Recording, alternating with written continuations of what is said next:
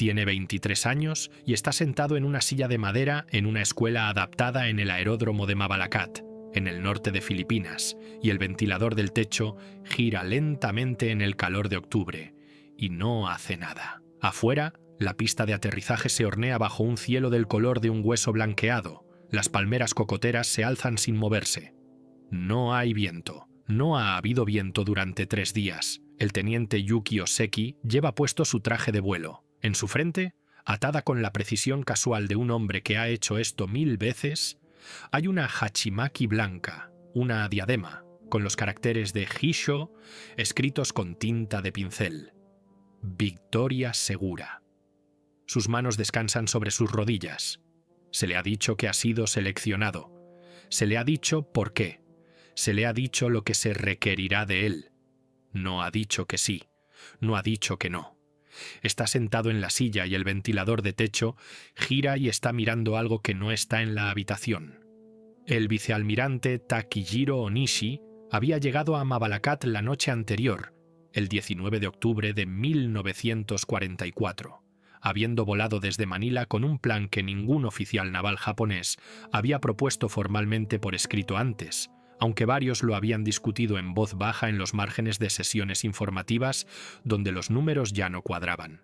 Los números, para octubre de 1944, habían dejado de cuadrar hacía mucho tiempo. La primera flota aérea, que Onishi ahora comanda, tiene 340 aviones en papel. En la práctica, después de meses de desgaste de combate en batallas que la Armada japonesa sigue perdiendo, el número de aviones que están realmente operativos en una mañana cualquiera se acerca a 100. Algunos días es menor. Los pilotos que los vuelan son, muchos de ellos, hombres jóvenes, con apenas el número mínimo de horas de vuelo requeridas para despegar y aterrizar un cero sin matarse, lo cual es una cosa completamente diferente de la habilidad requerida para atacar una flota estadounidense que está erizada de cañones antiaéreos que pueden poner 600 proyectiles por minuto en el cielo. Onishi sabe de lo que es capaz su flota, tiene los informes, ha pasado las últimas 48 horas leyéndolos y haciendo la aritmética que sus superiores en Tokio preferirían que no hiciera demasiado alto. La flota de invasión estadounidense que se ha reunido en las aguas del Golfo de Leyte es la armada naval más grande en la historia de la guerra. Hay más de 700 barcos. Llevan 170.000 soldados. Están protegidos por 12 portaaviones de flota, 8 portaaviones ligeros, 18 portaaviones de escolta, 12 acorazados, 24 cruceros y 141 destructores. Contra esto, Onishi puede poner en el aire, en una buena mañana, quizás 100 aviones pilotados por hombres que, muchos de ellos, van a morir antes de acercarse lo suficiente a la flota como para importar. Las matemáticas no son complicadas, son simplemente inaceptables. Lo que propone Onishi, lo que ha venido a proponer a Mabalacat, es una solución a un problema que no puede resolverse por medios convencionales. Si un avión japonés, armado con una bomba de 250 kilogramos, intenta un ataque de bombardeo en picado convencional sobre un portaaviones estadounidense, la probabilidad de golpear el barco es, según las estimaciones de los planificadores de la aviación naval japonesa, de entre 1 en 10 y 1 en 15. El fuego antiaéreo es demasiado denso, las patrullas aéreas de combate estadounidenses son demasiado efectivas, los pilotos son demasiado inexpertos. Los impactos son demasiado raros, pero si el piloto no tiene la intención de salir del picado, si el avión en sí es el arma, entonces la probabilidad cambia. Un hombre que no está intentando sobrevivir al ataque tiene una relación diferente con la precisión que un hombre que sí lo hace. Puede mantener su rumbo a través del fuego, puede corregir su línea en el último momento. Puede volar su avión a través de la pantalla antiaérea porque la pantalla, por muy letal que sea, no puede ser lo suficientemente densa como para detenerlo todo. Onishi no usa la palabra suicidio. Nunca usa esa palabra. La palabra que usa y la palabra que se convertirá en la terminología oficial del programa que está a punto de crear es TOCO, ataque especial. Los pilotos que se ofrecen como voluntarios, y la palabra voluntario se usará con cuidadosa insistencia a lo largo de toda la existencia del programa, volarán misiones TOCO.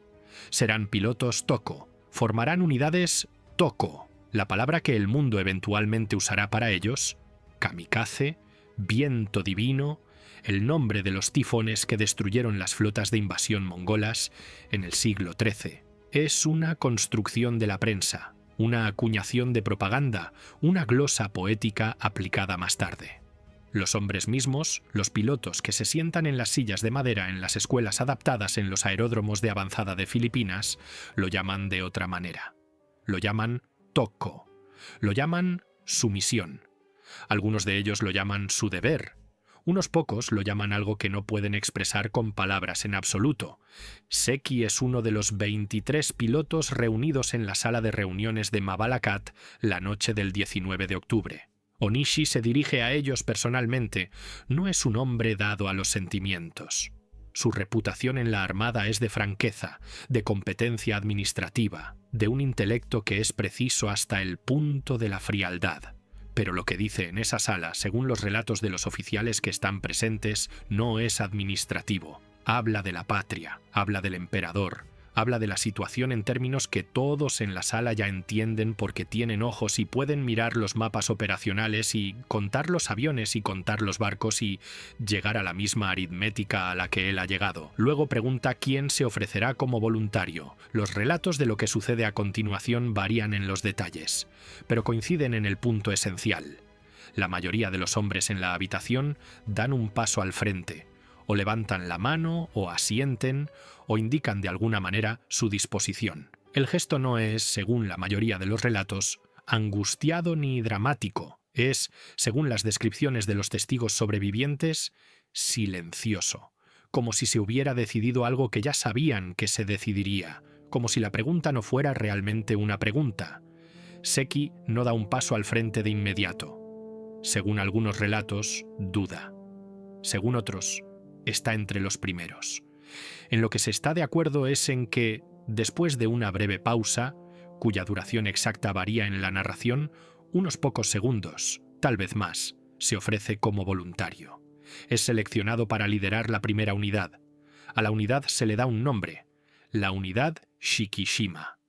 El nombre proviene de un poema del poeta japonés del siglo XVIII, Motoori Norinaga, Shikishima no Yamato Gokoro wo Hitotowaba Asahi Niniu Yamazakura Bana. Si alguien pregunta por el espíritu japonés, son las flores de cerezo silvestres de la montaña que florecen al sol de la mañana. Antes de salir de la sala de reuniones, Seki le dice algo al oficial que está a su lado. El oficial lo recuerda por el resto de su vida y lo registra en sus memorias décadas después. Lo que Seki dice es: Japón está acabado si tiene que recurrir a esto.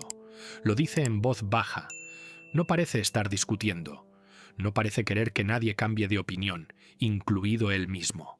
Parece estar haciendo una observación, el tipo de observación que hace un hombre cuando está mirando algo con claridad y quiere decir lo que ve antes de que pase el momento.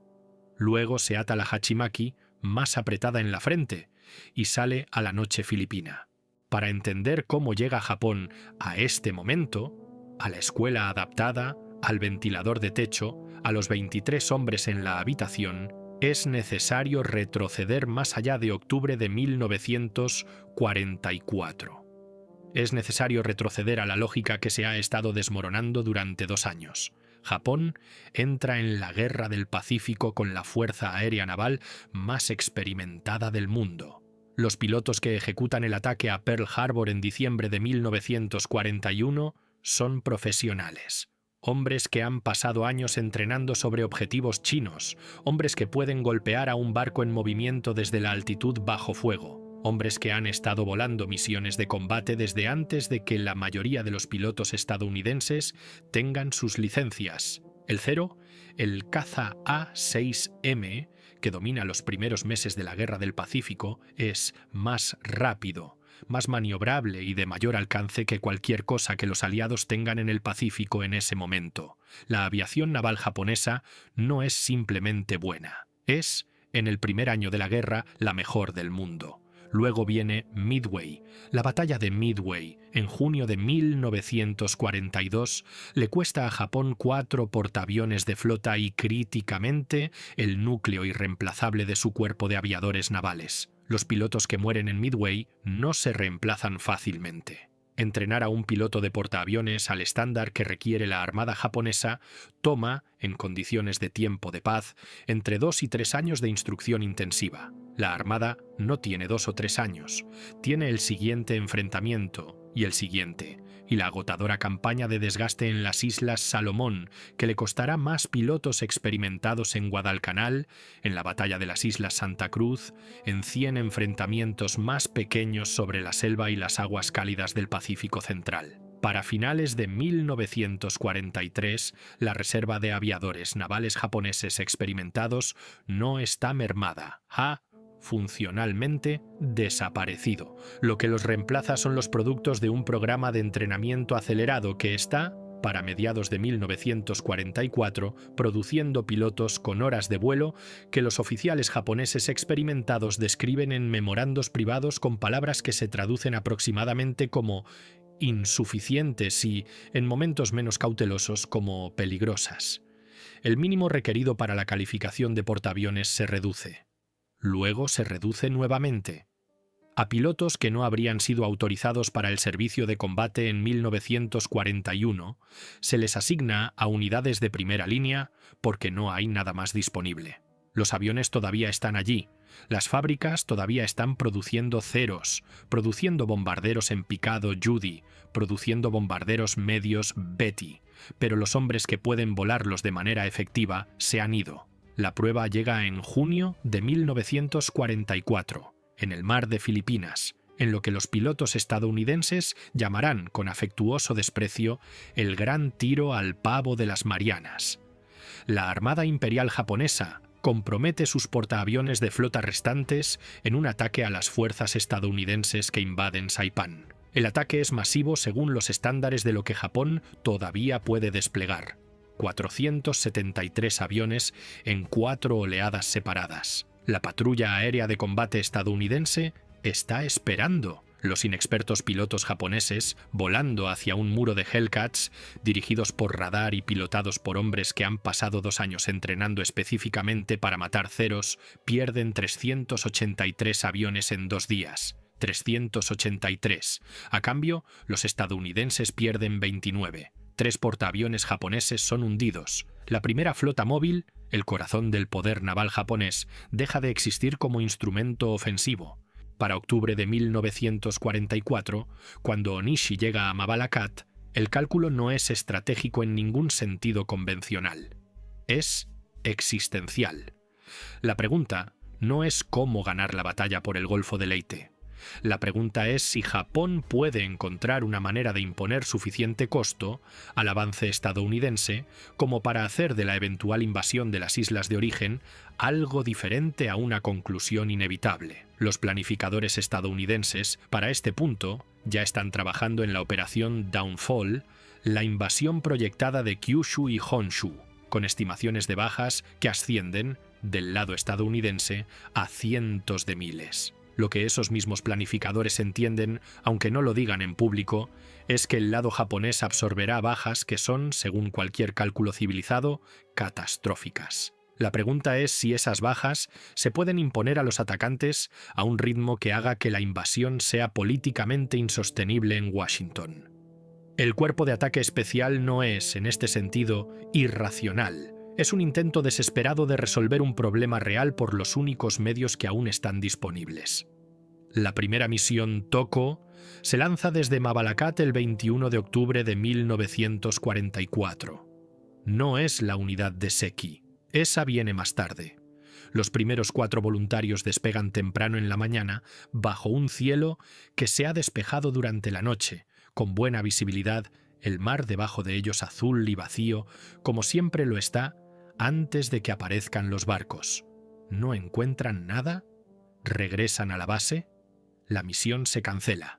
Al día siguiente se hace un segundo intento con el mismo resultado. El 25 de octubre, Seki lidera a la unidad Shikishima hacia el aire. Tiene 5 aviones, 5 pilotos, 5 hombres en sus 20s, algunos de ellos apenas mayores que los estudiantes que se sentaban en los pupitres de la escuela antes de que el aeródromo requisara el edificio. Vuelan hacia el sur desde Mabalacat en formación abierta, descendiendo hacia la superficie del mar de Filipinas, para mantenerse por debajo del radar estadounidense, y lo que encuentran cuando lo encuentran es el grupo de portaaviones de escolta designado Unidad de Tareas 77.4.3, conocido por los hombres que sirven a bordo como Taffy-3. Taffy-3 no es una asignación glamurosa. Está compuesta por 6 portaaviones de escolta, más pequeños, más lentos y mucho menos blindados que los portaaviones de flota de las principales fuerzas de ataque, junto con 7 destructores y destructores de escolta, cuyo trabajo es proporcionar protección antisubmarina y apoyo aéreo cercano para los desembarcos de Leyte. Los hombres a bordo no esperan librar un enfrentamiento en la superficie. Esperan otra mañana rutinaria de ciclos de lanzamiento y recuperación. Ya han sobrevivido esa misma mañana temprano a un encuentro con acorazados japoneses que debería haberlos destruido. Los restos de la fuerza central del almirante Kurita, que ha atravesado el estrecho de San Bernardino y ha encontrado a Taffy-3 esencialmente sin protección. A través de una combinación de gallardía desesperada por parte de los destructores, cortinas de humo y la propia precaución de Kurita, Taffy-3 ha sobrevivido a ese encuentro. El portaaviones de escolta Saint-Lô ya ha perdido varios aviones y está en el proceso de recuperar sus aviones restantes cuando llega la unidad Shikishima. Seki entra desde por encima de la capa de nubes. El fuego antiaéreo de Taffy-3 se abre de inmediato. Un muro de proyectiles trazadores y obuses de espoleta de proximidad que llena el aire alrededor de los aviones entrantes. Los portaaviones de escolta no están ligeramente armados. Sus cañones Bofors de 40 milímetros y sus cañones Oerlikon de 20 milímetros pueden poner una densidad de fuego en una pequeña sección del cielo que es, según cualquier cálculo normal, insuperable para un atacante convencional. Pero Seki no está haciendo un ataque convencional. No está tratando de alinear un punto de lanzamiento de bombas y luego alejarse. Está volando su avión como un proyectil apuntado a un punto específico en la cubierta de un barco, y el fuego que disuadiría a un piloto que tiene la intención de sobrevivir no puede disuadir a un piloto que no la tiene.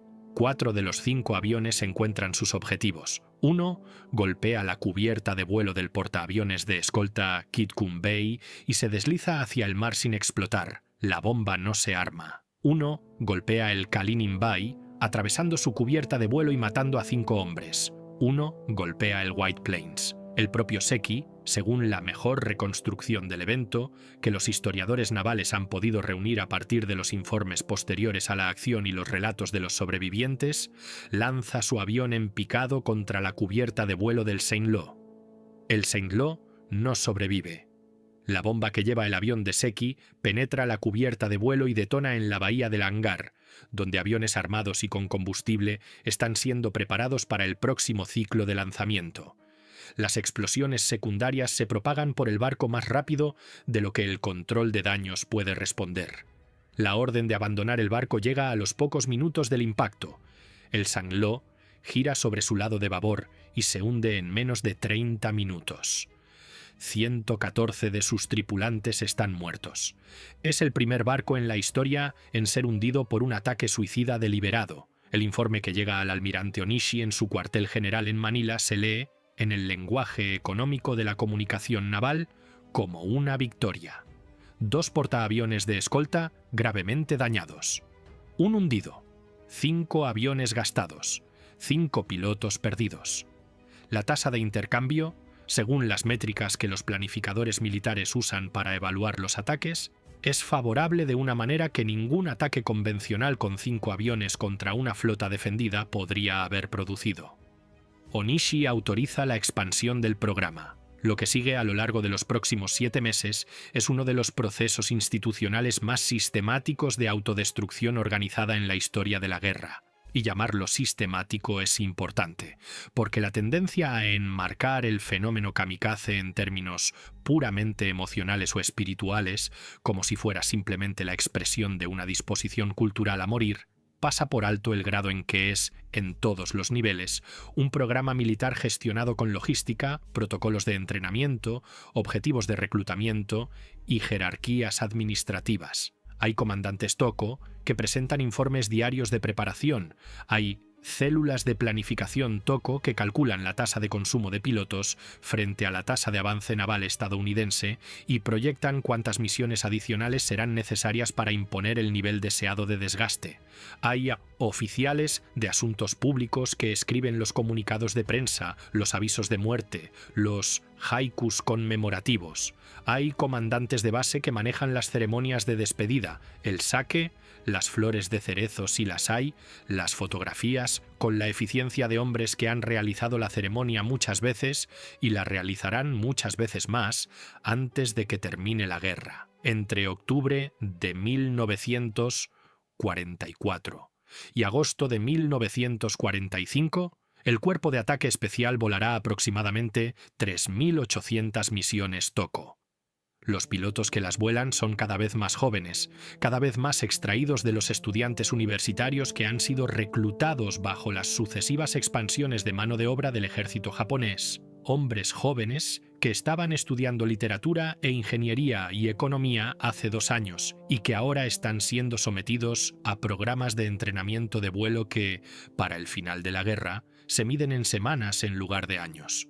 Las horas mínimas requeridas para calificar para una misión TOCO disminuyen a medida que continúa la guerra. Para el verano de 1945 hay pilotos que van a sus muertes, que tienen menos de 100 horas de tiempo de vuelo total. Un número que no los habría calificado para volar solos en una escuela de vuelo civil en 1941. Las historias de estos hombres son difíciles de acceder porque la documentación es desigual y la naturaleza de las misiones significa que no hay informes posteriores a la acción de los propios pilotos. Lo que sobrevive son las cartas que escriben antes de la partida, recopiladas por familias, preservadas en archivos, publicadas en las décadas posteriores a la guerra en volúmenes que se encuentran entre los documentos más dolorosos en cualquier idioma. Estas no son, en su mayoría, cartas de fanatismo. No son, en general, las cartas de hombres que han sido consumidos por la ideología. Son las cartas de hombres jóvenes que van a morir y que lo saben, y que han pasado la noche anterior tratando de encontrar palabras adecuadas para lo que sienten por las personas que dejan atrás. Un estudiante de 20 años llamado Ichizo Hayashi, que muere en una misión TOCO el 12 de abril de 1945, le escribe a su madre la noche anterior: «Por favor, madre, no llores. Incluso si muero, estaré feliz de haber contribuido con algo». Luego, en una segunda carta escrita tarde esa misma noche y metida dentro de la primera para que ella no la encuentre hasta que ya haya leído la primera: «Madre, tengo miedo». Un estudiante de literatura clásica llamado Heiichi Okabe lleva un diario durante sus últimas semanas que los historiadores han estudiado por lo que revela sobre la psicología del programa. Tiene 22 años. Ha leído a Descartes y a Hegel y a Tolstoy. Sabe lo que es la muerte. Escribe: «Estoy tratando de pensar en mi muerte como simplemente la muerte de un individuo. Pero cuando pienso en el dolor que le traerá a mis padres, no puedo soportarlo». Él tacha esto. Lo escribe de nuevo. Lo tacha de nuevo. La tachadura es visible en el documento original. Lo que revelan las cartas, a través de los cientos que han sido publicadas y analizadas, no es lo que la máquina de propaganda del Japón imperial quiere que revelen. La propaganda quiere una aceptación heroica, hombres jóvenes yendo a sus muertes con la serenidad de hombres cumpliendo un propósito trascendente. Lo que las cartas muestran en realidad es más complicado, más humano y, en muchos sentidos, más perturbador. Los hombres que vuelan las misiones TOCO están, muchos de ellos, en paz con su destino de una manera específica, no porque no valoren sus vidas, sino porque las circunstancias han reducido las opciones disponibles hasta el punto en que la única libertad que queda es cómo eligen enfrentar lo que no pueden cambiar.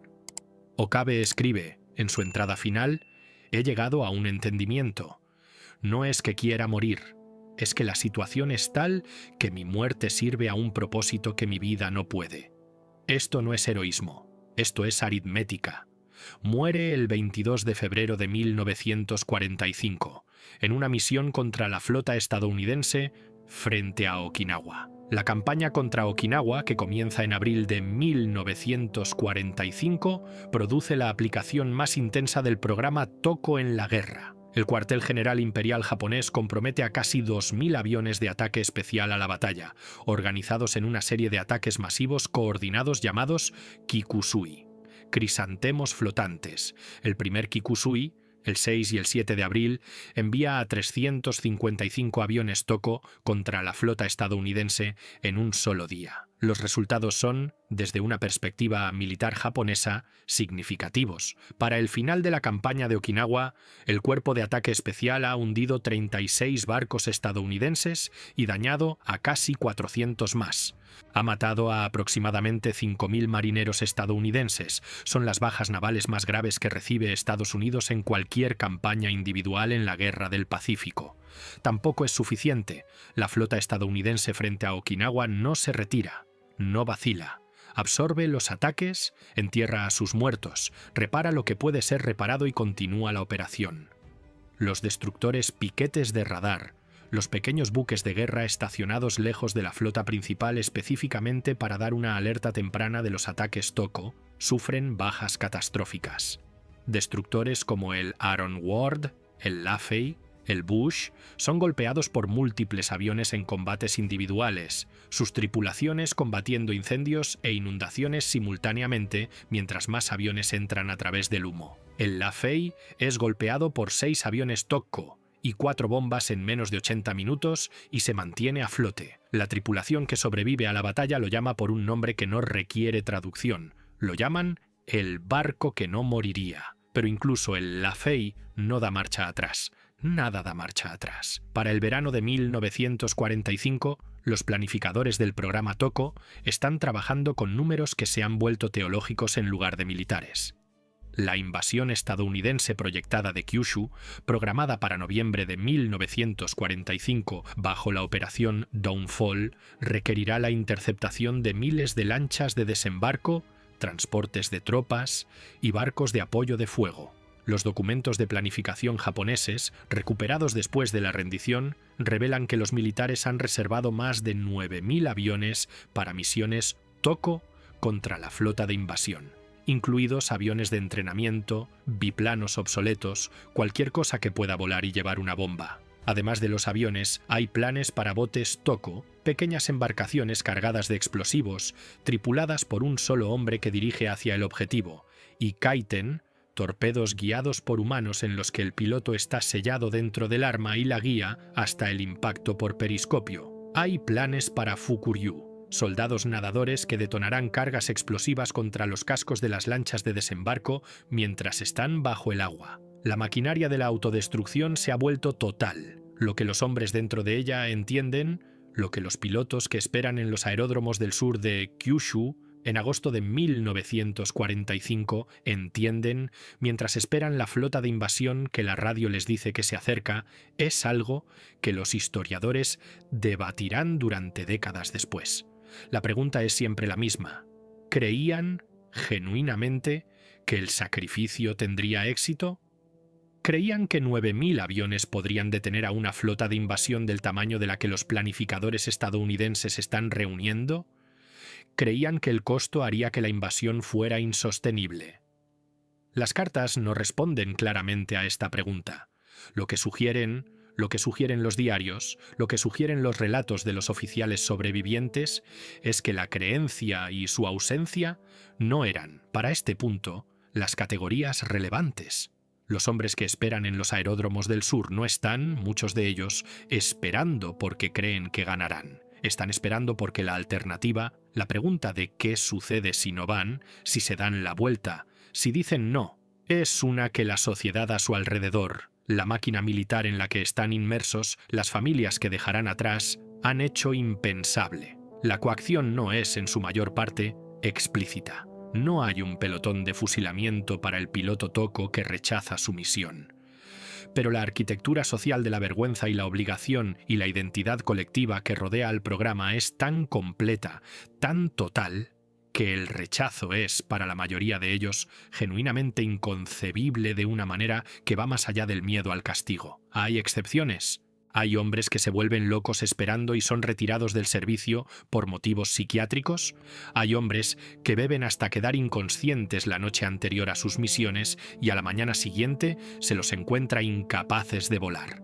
Hay, según algunos relatos, un pequeño número de pilotos que despegan en sus misiones y, luego, en algún punto sobre el mar, regresan. Lo que sucede con estos hombres no está bien documentado. Los registros, donde existen, no son precisos sobre los motivos del regreso. Lo que está documentado, lo que los registros estadounidenses documentan con gran precisión, porque los estadounidenses tienen un radar excelente y excelentes informes posteriores a la acción, es el resultado. De las aproximadamente 3.800 misiones TOCO voladas durante la guerra, aproximadamente el 14% golpea sus objetivos. El resto son interceptadas por patrullas aéreas de combate, derribadas por fuego antiaéreo o por razones que a veces son mecánicas y a veces imposibles de determinar, no alcanzan sus objetivos. El 14% que sí alcanza sus objetivos hunde 36 barcos y daña a cerca de 400, pero no cambian el resultado de ninguna batalla, no evitan que Okinawa caiga. No evitan el acercamiento final del poder estadounidense a las islas de origen. El 6 de agosto de 1945, una bomba atómica destruye Hiroshima. El 9 de agosto, una segunda bomba destruye Nagasaki. El 15 de agosto, el emperador transmite su rescripto de rendición por la radio. Su voz, escuchada por primera vez por la mayoría de sus súbditos, hablando en un registro formal tan elevado que muchos de ellos no pueden entender las palabras específicas, solo el significado general, que es que se ha acabado. En los aeródromos de Kyushu, los pilotos que esperan la invasión reciben la transmisión de diversas maneras. Algunos lloran, algunos se sientan en silencio. Se informa que algunos han expresado en la privacidad de pequeños grupos un alivio que no esperaban sentir y que no saben cómo explicar. Unos pocos, en un último acto de lo que creen que es el deber, despegan de todos modos y mueren en el mar. Los 9.000 aviones que estaban reservados para la defensa de la patria se dejan en sus aeródromos, sus motores enfriándose, sus tanques de combustible llenos, sus cabinas vacías. Onishi, que ha pasado el último año construyendo el programa y aprobando las misiones y firmando las órdenes, se suicida el 16 de agosto, no usa una pistola, usa una espada realizando el seppuku a la manera tradicional y es encontrado aún vivo a la mañana siguiente, rechazando el tiro de gracia durante más de 15 horas, muriendo finalmente por la tarde. Deja una nota dirigida a los espíritus de los pilotos TOCO. Escribe: «Lucharon bien, perdónenme». Ya sea que el perdón que está pidiendo sea por crear el programa, por no haber logrado la victoria que se suponía que debía comprar, o por algo completamente diferente. La nota no lo dice. Yuki Oseki, el joven teniente que lideró la unidad Shikishima contra el Sanlo el 25 de octubre de 1944, no deja un registro detallado de sus horas finales. No es inusual en esto. Los primeros pilotos, los que volaron antes de que el programa se convirtiera en una institución burocrática con sus propias prácticas de documentación, dejaron menos atrás que los que vinieron después. Lo que sobrevive de él es el relato del oficial que lo escuchó decir, antes de caminar hacia la noche filipina, que Japón estaba acabado si tenía que recurrir a esto. El oficial que recuerda esto, el capitán de corbeta Rikihei Inoguchi, que sirve en el Estado Mayor de Onishi y luego escribe una de las memorias más importantes del programa TOCO, lleva las palabras durante décadas. Escribe sobre ellas en sus memorias, publicadas en 1958, y señala que en los 20 años que ha estado pensando en ellas, nunca ha podido decidir si Seki tenía razón o estaba equivocado. Japón sí recurrió a esto. Japón sí, eventualmente perdió. Pero la relación causal entre los dos hechos, si el recurrir probó la pérdida o si la pérdida ocurrió por otras razones que no tenían nada que ver con el programa, no es algo que el excapitán de corbeta esté dispuesto a adjudicar en la imprenta. Lo que está dispuesto a decir es más simple. Está dispuesto a decir que los hombres que volaron las misiones TOCO no eran, la mayoría de ellos, por la evidencia de lo que escribieron y dijeron e hicieron en las horas antes de morir, los guerreros ideológicos que la propaganda hizo que fueran. Eran hombres jóvenes que habían sido puestos en una posición en la que no quedaba nada más que hacer que lo que hicieron. El programa los consumió no porque fueran fanáticos, sino porque eran leales, y porque la lealtad, en un sistema que no tiene salidas ni alternativas y ningún límite en lo que pedirá, puede llegar al mismo destino que el fanatismo sin ser lo mismo. La distinción importa, Importa porque los 7.000 hombres que murieron volando misiones Toko entre octubre de 1944 y agosto de 1945 no eran, en su mayoría, hombres que querían morir.